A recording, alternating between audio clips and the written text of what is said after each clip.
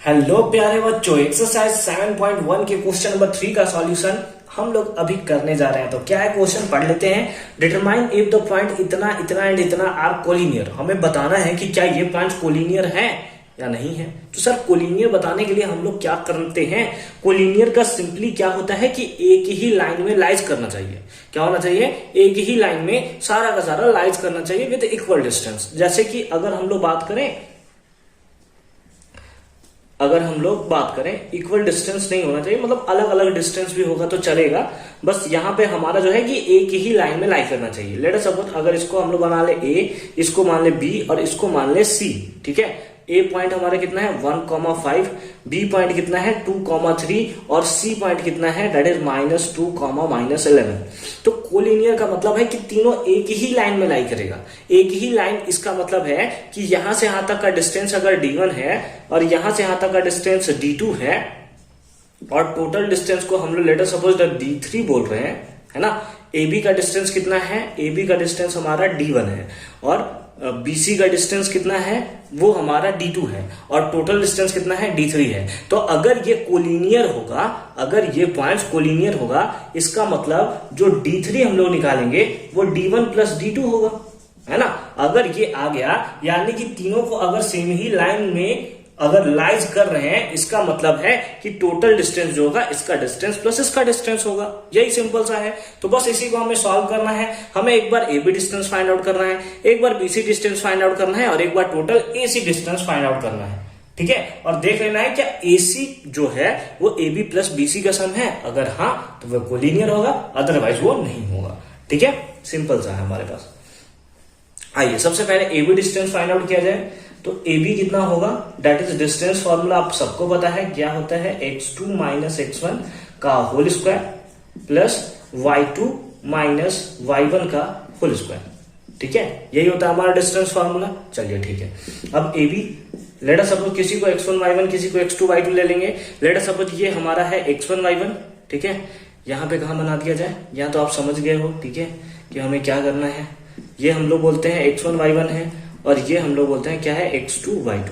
ठीक है, तो x2 minus x1 that is 2 minus 1 का whole square plus y2 minus y1 that is 3 minus 5 का होल स्क्वायर।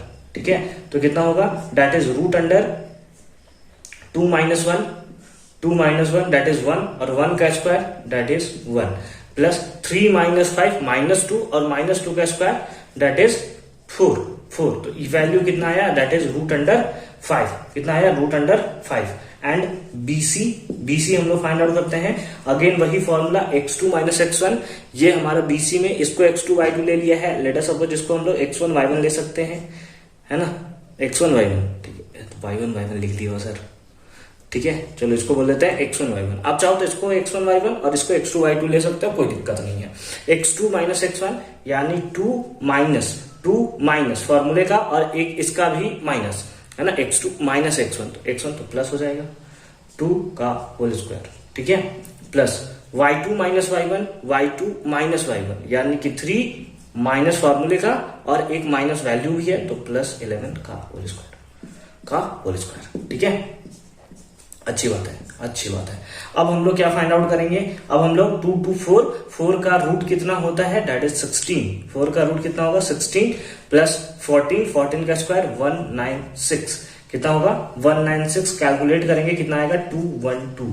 कितना आएगा 212। तो आपने AB डिस्टेंस फाइंड आउट कर लिया, आपने BC भी डिस्टेंस फाइंड आउट कर लिया। क्या हमारा हक नहीं बनता कि हम तीसरा distance that is AC distance भी फाइंड आउट करें? बिल्कुल करें सर। तो आइए ना सर करते हैं। AC डिस्टेंस के लिए क्या करना पड़ेगा, AC डिस्टेंस के लिए हमें क्या करना पड़ेगा, AC ये दोनों पॉइंट है, इसको x1 y1 लिया है, इसको लेट अस सपोज हम लोग ले लेते हैं क्या x2 y2। ठीक है, समझ में आ रही है बात, समझ में आ रही है, बहुत अच्छी बात है। x2 माइनस x1 यानी कि -2 माइनस 1 का whole square plus y2 minus y1 यानी कि पहले से -11 और माइनस y1 दैट इज -5 का होल स्क्वायर। ठीक है, अच्छी बात है। अब यहाँ पे क्या हो जाएगा रूट अंडर इसको थोड़ा ऊपर कर दिया जाए ताकि हम लोग अच्छे से सॉल्यूशन कर सके इसका।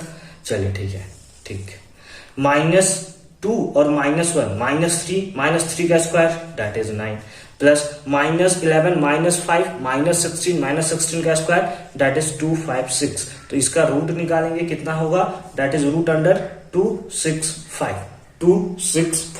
नाउ क्या हमें AC का वैल्यू यानी टोटल वैल्यू जो है AC का वैल्यू क्या AB प्लस BC के इक्वल आएगा या नहीं आएगा? तो चेक कर लेते हैं। AC का वैल्यू कितना है, root under 265 equals to root under AB का वैल्यू है रूट अंडर 5 प्लस इसका वैल्यू है रूट अंडर 212। ठीक है, तो क्या ये दोनों वैल्यू इक्वल हो सकते हैं? कभी नहीं हो सकते, जिंदगी में कभी भी इक्वल ये दोनों वैल्यू नहीं होगा। आप सिंपली क्या करोगे, रूट अंडर 265 का वैल्यू देख सकते हो। पहली बात है कि ये दोनों कभी सम ही नहीं होंगे, है ना। दोनों सम कब होता है, जब दोनों का रूट का वैल्यू सेम हो, तब न सम होता है। अगर सेम ही नहीं है तो कैसे सम हो सकता है, सम हो ही नहीं सकता। ठीक है, तो इस बेसिस पे ये दोनों सम नहीं होगा, और ये सम होगा ही नहीं तो इसका इक्वल कभी आएगा ही नहीं, और अगर आएगा ही नहीं तो दोनों इक्वल होंगे ही नहीं। अगर आप सिंपली करना चाहो तो इसका वैल्यू आप निकाल कर देख सकते हो, 16 पॉइंट समथिंग आएगा, इसका आप निकाल सकते हो, लेकिन ये पॉइंट जो है कभी भी इक्वल नहीं आएंगे। इसका वैल्यू कुछ और आएगा, इसका वैल्यू कुछ और आएगा। ठीक है, आई होप कि वैल्यू जो है आपको बहुत अच्छे तरीके से ये क्वेश्चन जो है वो समझ में आया होगा। ठीक है, तो जो हमसे पूछा था कि क्या ये पॉइंट्स कोलिनियर हैं, तो बिल्कुल ये पॉइंट जो है कोलिनियर नहीं है, ये नॉन कोलिनियस पॉइंट है। ठीक है, मिलते हैं आपसे नेक्स्ट वीडियो में, तब तक के लिए अच्छे से पढ़ाई करते रहिए। अगर आपको किसी भी क्वेश्चन में प्रॉब्लम होता है आप हमें कमेंट सेक्शन में जरूर बताएंगे, उसके ऊपर हम आपके लिए सॉल्यूशन जरूर लेकर आएंगे, या फिर पहले से अपलोडेड होगा तो आपको उसका लिंक हम आपको जरूर शेयर कर देंगे। मिलते हैं आपसे नेक्स्ट वीडियो में, तब तक के लिए अच्छे से पढ़ाई करते रहिए।